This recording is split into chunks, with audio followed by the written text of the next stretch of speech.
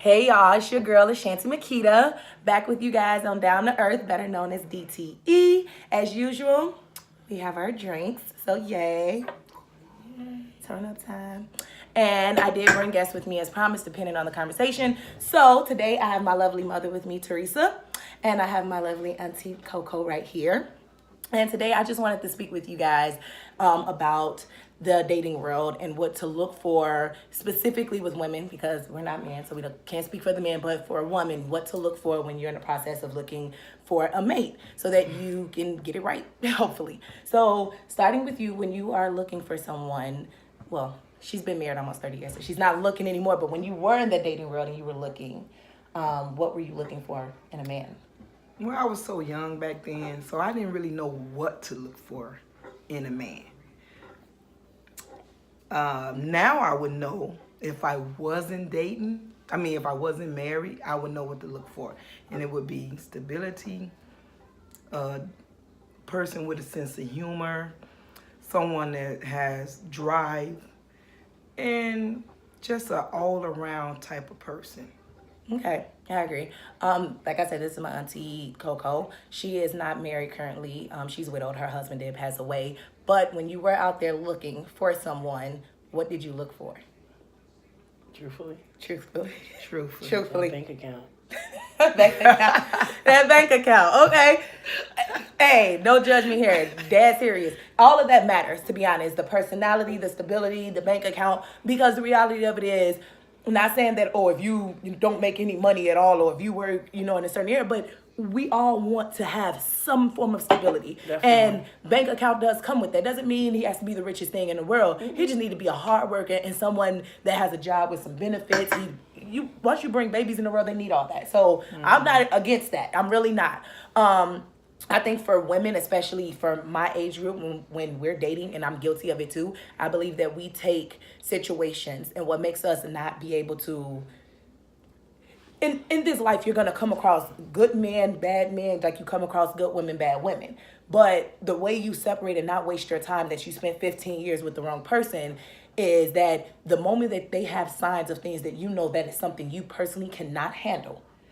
I think for my age group, we tend to say, okay, that's really, really small. Or you're afraid to be alone, so you decide to accept it. When the truth of the matter is, for a fact, you don't want a person that has no drive or motive to do something. So if you get with that person, and you get with this man, and you notice every day you getting up, you going to work, you humping, and you see it you're really not motivated to do anything, but you spent 6 months. Now you okay, I'm going to give him a chance. I'm going to give him... When the reality of it is probably time to say, you know what, he is who he is. And he may be a good guy for someone else. But I want someone with the stability. I want someone with the bank account. I want someone with a sense of humor. If you don't have those things, ladies, it is okay to say, you're not for me.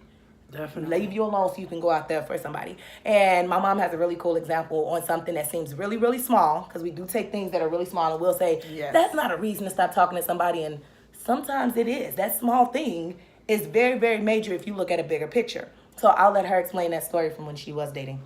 Oh, you're trying to take me all the way back, but I can go back. Way back. See, I was 16. I dated this guy. I was a waitress. And we had went to the store, and he asked me to purchase him a pack of cigarettes. This is in 1987. So I was like, okay, I'll do it because you my new boo. Okay. So I purchased the cigarettes. The following week, he asked me to purchase the cigarettes again. So it wasn't like, hey, boo. It was like, hey, nigga. You tripping. Pretty much. You really tripping. But I bought them anyway. Now, although I bought the cigarettes twice, it was something that I didn't like. It was the fact that you asked me to purchase these cigarettes. Now, that told me that you don't have enough drive to even purchase cigarettes for something that you like, which is your particular habit. Which is how much at the time? Because that's very important. How much it was 95 cents. So you don't have 95 Fast forward, I want my interest along with them $2. So that brother probably owe me about $2,000. But anyway, now fast forward, we're in 2019. That same brother still living with his mama. Now he's riding a bike like Debo.